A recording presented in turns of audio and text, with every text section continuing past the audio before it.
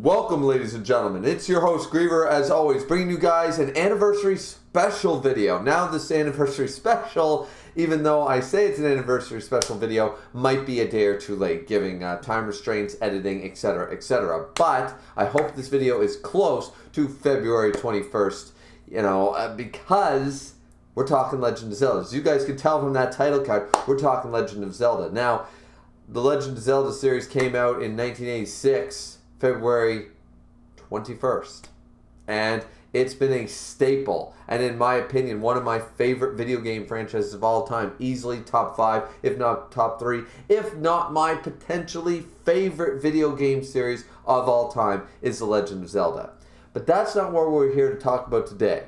To celebrate this wondrous occasion, celebrating one of the greatest video game franchises, bar none, undisputed, we're talking about Volume 7 of Twilight Princess, the manga. Done by Akira Hamakawa, who is, of course, two women collaborating together. They have created something truly special. Something that I've said in previous reviews of this series, which I held off on reviewing this one, waiting for the anniversary. This is one that I think, this volume in particular, the reason I held off, because I could have made a Zelda video about anything to celebrate the anniversary, right?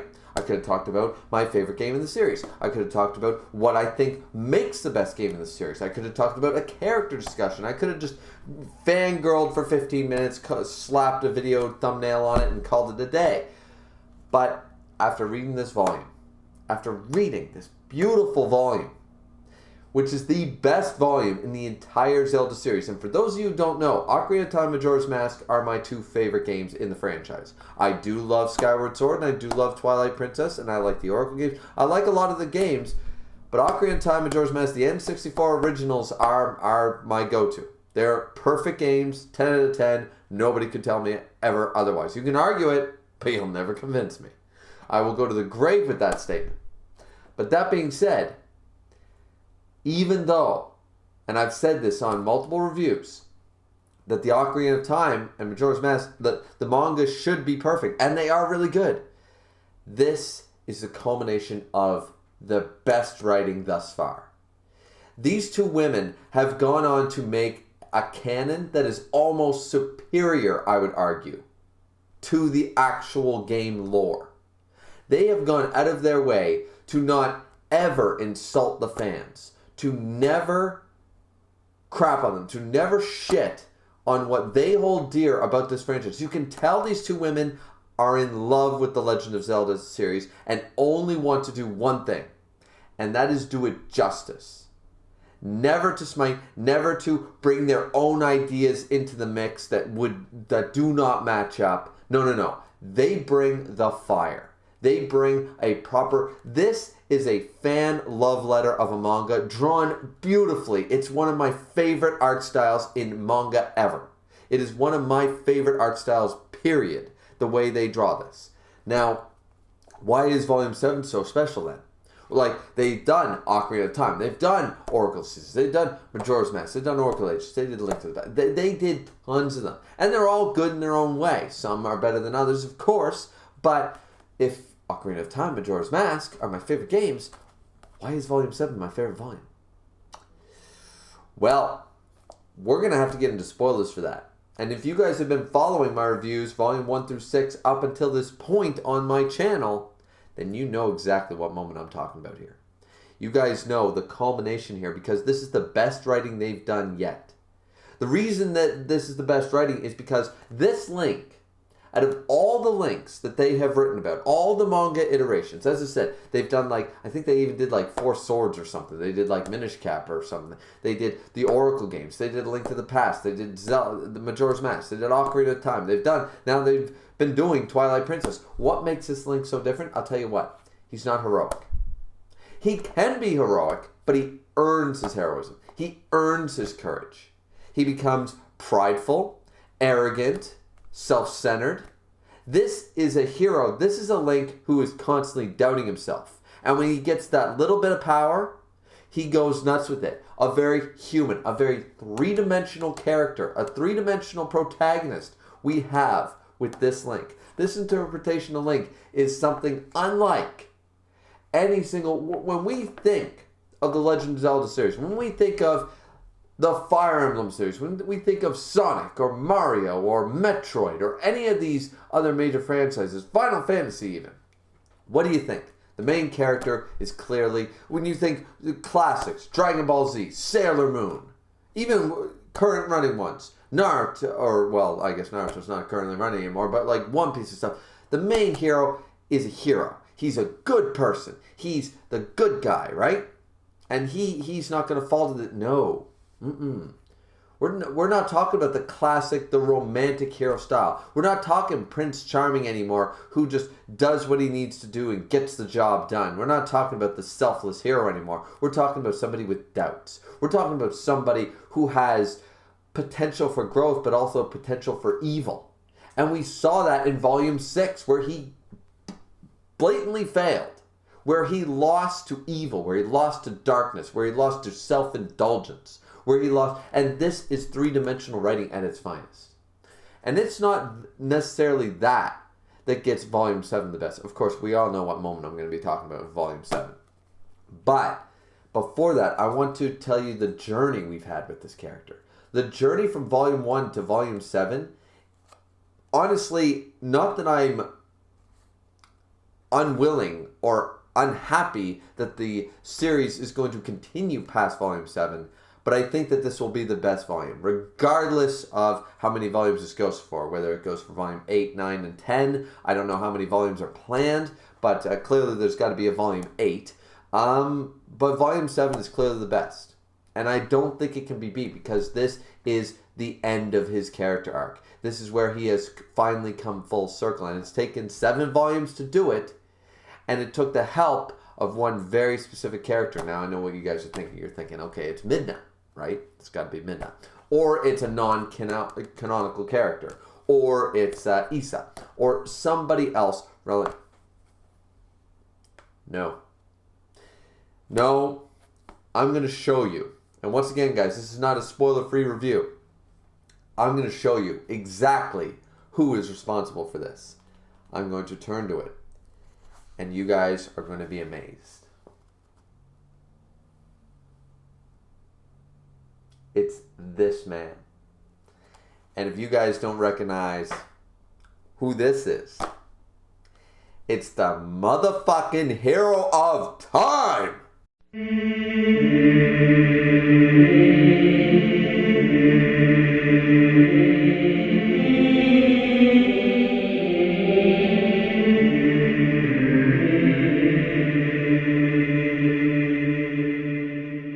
It's the greatest Link, my favorite Link, and especially not only the game Link, but he's still my favorite Link even though this is a much more well-written character, but now I would almost argue that this Link is on par because he shows up in this.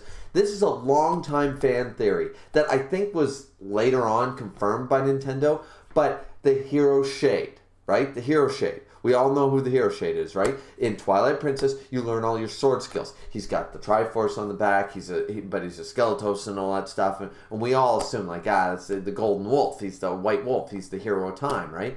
We all assume that. It's been 100 years. But they took that fan theory. I think it was later confirmed by Nintendo, but at the time it was only a fan theory. And it was confirmed right here in the manga.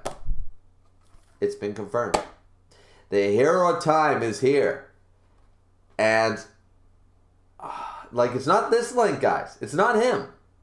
It's the one from Ocarina of Time. Like, I was waiting for it. I was waiting for this. I didn't expect it to go this way, though.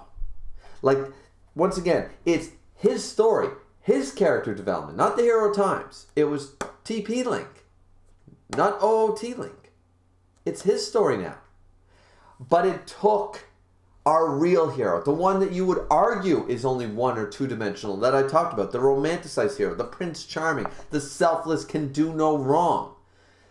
It took that hero, who you could argue is 1 or 2 dimensional, barring the Ocarina of Time manga, but a very basic protagonist type of hero, right?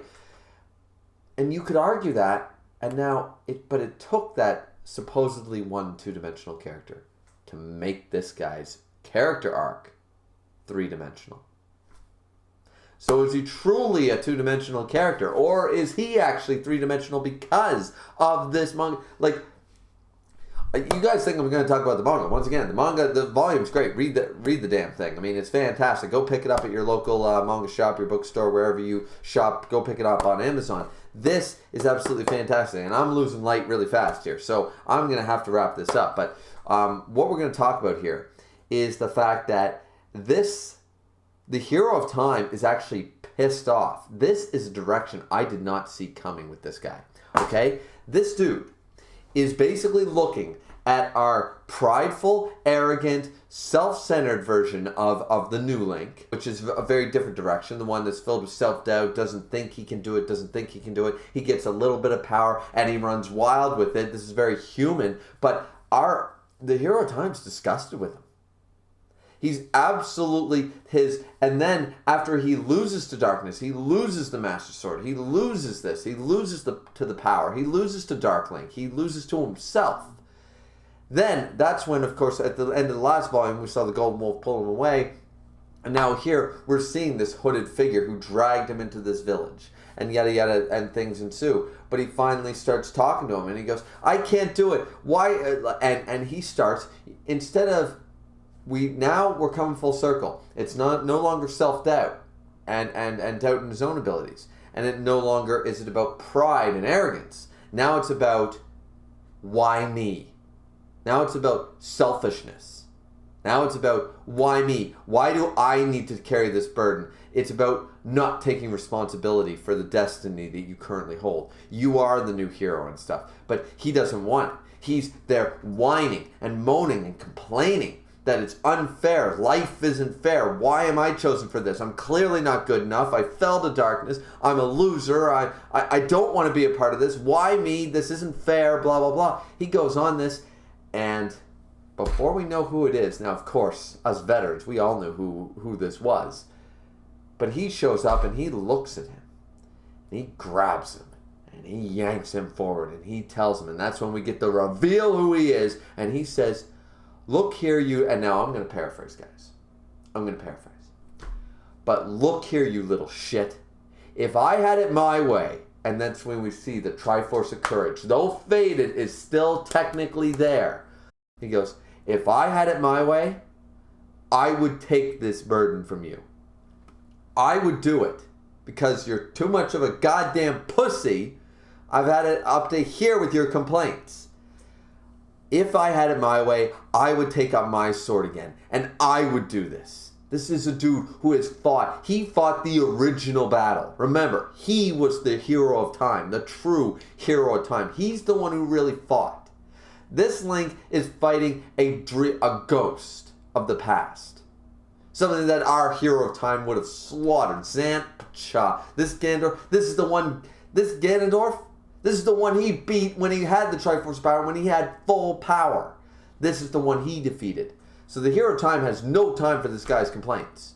Link is looking at him and just going, if I had it my way, I would do this. I would take up the sword. I would throw you to the wayside and I would do this job because I know I can. And this isn't coming off of arrogance. This is the Hero of Time. He saved Hyrule 100 years ago. He defeated stronger foes to get to this point, and he has survived over 100 years, still trying and regretting the fact that he can no longer defend his home, defend his homeland, defend the realm. He is pissed. He has no time for this Link, and he's just going off on him, and he has every right to do so, and we love him for it, because that's when it's revealed who he is. We see the Hero of Time. And then we see him aged and old and withered. And then we see the skeleton that he currently is. And he goes, however, the Triforce chose you. So I can't take this burden. And this snapped our Link, started to put things in perspective. And their conversation goes beyond this. But it was the greatest moment I have read in so many years of manga that I just... Maybe it's nostalgia. Nostalgia probably has a huge, huge part, in part of this, right? But this Link has now been basically told off by the Not the original Link. That, I mean, we can confirm that. Ocarina of Time is not the first. But the greatest hero. The greatest hero of time. The hero of time. No other Link has that title. There is only one hero of time. And it's that Link. And he's telling him, look, you little shit. Stop your complaining. Stop your whining. If I had it my way, I would have ended this a long goddamn time ago because I'm way better than you. I am stronger. But the Triforce, it's not my job to do it. It's your goddamn job. So stop your whining. Get up. Grab your sword. Stop being a loser. And get off your ass. And this dude, this Chad, this man among men. He is the hero. The hero of time. And then later on in the volume, he goes and now he's going to start training once again with the hero shade. And now that we already know the history and stuff. But it was so nice. I was waiting for them to do this reveal. It's confirmed. It's official. They show him as the hero of time. He sees the past battle. He sees the Ocarina of Time manga. And he knows that, holy shit, look at how much more powerful this guy was with me. It's the same sword. It's the same shield. But I'm nothing compared to this guy. And it's like, because that is the hero of time. And that's why he's so aggravated by this. He's trying to save a world that he's no longer a part of. He regrets not being able to basically be an immortal hero and stave off evil for all time. His job is to be the reincarnation, pretty much. He is the Master Sword. He is the hero of time. But he can no longer do that. And then he tried defending it, and then with his golden wolf form, he couldn't hold back Zant and all this stuff, and it was just so much happened, right? So, I just got to say, once again, what an amazing, this was such an amazing volume, guys. As I said, spoiler heavy there, but I mean, I'm sure you guys read it. It is absolutely incredible.